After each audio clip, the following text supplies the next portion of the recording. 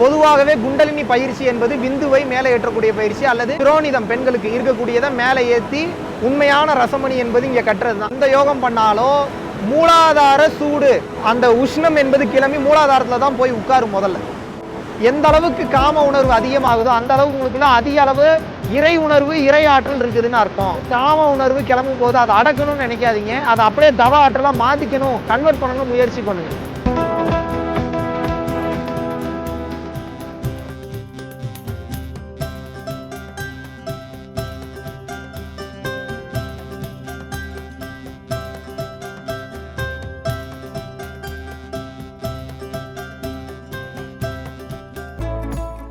குருவே சரணம். முதல்ல மகாவிஷ்ணு ப்ரோ, நான் உங்களுக்கு ரொம்ப நன்றி சொல்லிக்கிறேன். நீங்க எனக்கு குருவா கிடைச்சது உண்மையிலேயே நான் செஞ்ச ஒரு மிகப்பெரிய ஒரு பாக்கியமா தான் நினைக்கிறேன். கடந்த ஒரு 2 வருஷமா எனக்கு ஆன்மீக தேடல் இருந்துகிட்டே இருந்தது.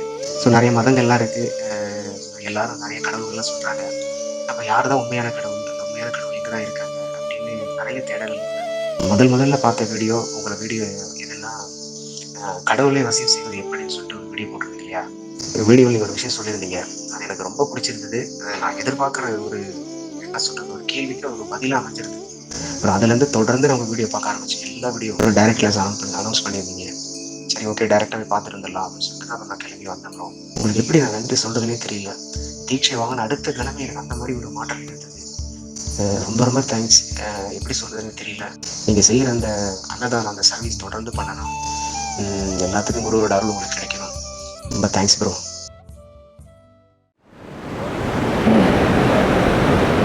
குருவே சரணம்.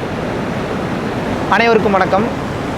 உயர்ந்த நிலை யோகிகள் கூட அழகான பெண்களை பார்த்தோன்னே மயங்கிடுறாங்க, அதில் ஏமாந்து போயிடுறாங்க, ஈஸியாக செக்ஸில் ஈடுபடக்கூடிய சுச்சுவேஷன் வந்துடுது. இதுக்கு என்ன காரணம்னு கேட்டிங்கன்னா, இதில் வெக்கப்படுறதுக்கோ அசிங்கப்படுறதுக்கோ அவமானப்படுறதுக்கோ எதுவுமே கிடையாது. இருக்கிறத ஓப்பனாக தெரிஞ்சுக்கோங்க.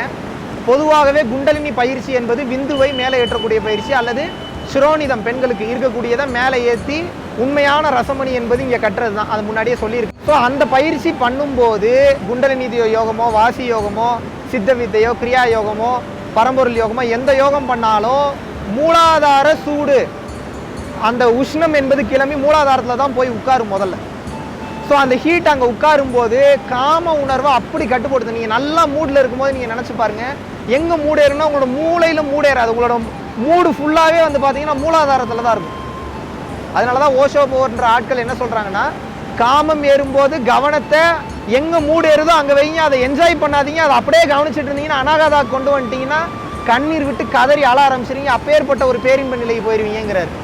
இங்கே ஏற்றுறதெல்லாம் கடைசி தான். முதல்ல அனாகதா கொண்டு வரதுக்குள்ளேயே உயிர் போயிடும். அதுக்கு நம்ம ப்ராக்டிஸ் பண்ணணும். அந்த வகையில் பார்க்கும்போது செக்ஸ் உணர்வு அந்த அளவுக்கு இருக்கும். காமத்தை கண்ட்ரோலே பண்ண முடியாது. எந்த அளவுக்கு காம உணர்வு அதிகமாகுதோ அந்த அளவுக்கு உங்களுக்குள்ள அதிக அளவு இறை உணர்வு இறை ஆற்றல் இருக்குதுன்னு அர்த்தம். குறிப்பாக யோக பயிற்சி பண்ணும்போது அதிக அளவு காம உணர்வு கிளம்பும், கண்ட்ரோலே பண்ண முடியாது. பெரும்பாலான யோகிகள் தவ யோகிகள் ஏமாந்துருவாங்க. தயவு செய்து ரொம்ப கவனமாக இருங்க. செக்ஸ் வச்சுக்கிறது தவறே கிடையாது, ஆனால் அதிக நேரம் செக்ஸ் வச்சுக்கிட்டிங்கனாலும் எனர்ஜியெல்லாம் வேஸ்ட் ஆகிடும். ஏன்னா இந்த உலகத்தில் எந்த விஷயம் சித்தி ஆகுறதுனாலும், குறிப்பாக இந்த கூடு விட்டு கூடு பாய்கிறது, ஆகாய பிரவேசம் பண்ணுறது, ஆத்ம சக்தியை அதிகப்படுத்துறதுக்கு விந்து சக்தியை சிரமித்து வைக்கணும். அது எந்த அளவுக்கு வேஸ்ட் பண்ணாமல் இருக்கீங்களோ அது வாயுவாக மாறி குண்டலினி ஆற்றலாக தவ ஆற்றலாக மாறும். நீங்கள் எக்காரணத்து கொண்டும் செக்ஸில் ஈடுபட்டோ இல்லை மாஸ்டர்பேஷன் பண்ணியோ அந்த எனர்ஜியை வேஸ்ட் பண்ணக்கூடாது. குறிப்பாக யோகிகள் ஏன் வீணாக போகிறதுக்கு காரணம் அப்படின்னா, ஒரு டைம் தானே அப்படின்னு சொல்லி போகும்போது அவங்களோட எனர்ஜியை இழந்துருவாங்க. அதனால தான் சித்த வித்தை உபதேசம் செய்யும்போது சிவானந்த பரமஹம்சர் என்ன சொல்கிறாருன்னா, கணவன் உபதேசம் வாங்குறான்னா மனைவி வாங்கிக்கணும், இல்லை ஒரு தனி பையன் உபதேசம் வாங்குறான்னா கல்யாணம் பண்ணிக்கும் போது அந்த பொண்ணையும் சேர்த்து வாங்கிக்கணும் அப்படின்னு சொல்லி சத்திய வாக்கு வாங்குறதுக்கு காரணம் தான். சித்த வித்தியார்த்திகளின் நடவடிக்கை கிரமங்களில் 40 கிரமங்களில் அது ஒரு மெயினான கிரமங்களாக வரும். அந்த வகையில் பார்க்கும்போது காம உணர்வு கிளம்பும் போது அதை அடக்கணும்னு நினைக்காதீங்க, அதை அப்படியே தவ ஆற்றலாக மாற்றிக்கணும், கன்வெர்ட் பண்ணணும் முயற்சி பண்ணுங்கள்.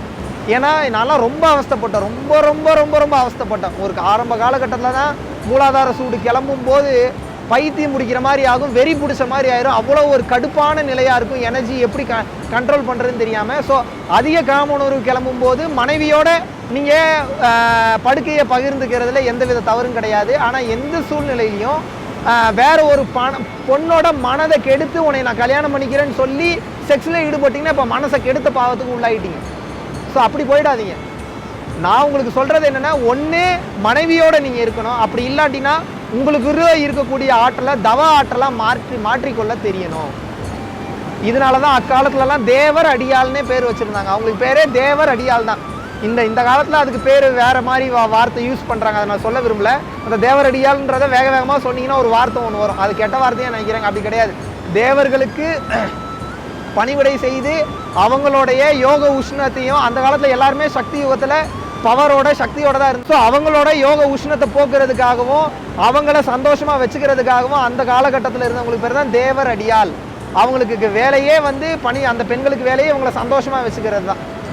ஸோ இது ஒன்றும் அவ்வளோ தவறான ஒரு செயல் இன்னைக்கு மாறிடுச்சு. இன்னைக்கு பல அரசியல் அதில் இருக்குது, பல புரிதல்கள் இருக்குது, பெண்களோட எண்ணங்கள் இருக்குது, பசங்களோட எண்ணங்கள் இருக்குது. ஆனால் அந்த காலத்தில் அது ஒரு புனிதமான தொழிலாக கருதுனாங்க. அது காரணம் என்னென்னா அப்பேற்பட்ட மகத்துவம் உண்டு. அதனால தான் வாத்சாயினர் காமசூத்திரம் எழுதினார். காமத்துக்கு அப்பேற்பட்ட முக்கியத்துவம் கொடுத்தாங்க. சிவன் பார்வதி தத்துவத்தில் ஆண் பாதி பெண் பாதி இருக்குது, சுடுமுனை தத்துவம் இருக்குது, இடகலை பிங்களை இருக்குது. எல்லாமே எதை நோக்கி இருக்குன்னா அந்த செக்ஸ் எனர்ஜி தான். அதனால தான் ஓஷோ தந்திரான்னு வச்சாரு, திருமூலர் பரியங்க யோகம்னு வச்சாங்க. எல்லாமே இந்த செக்ஸை சுற்றி இருக்குது. செக்ஸில் இருந்து எப்படி வெளியில் வர்றதுன்னு தெரியணும்.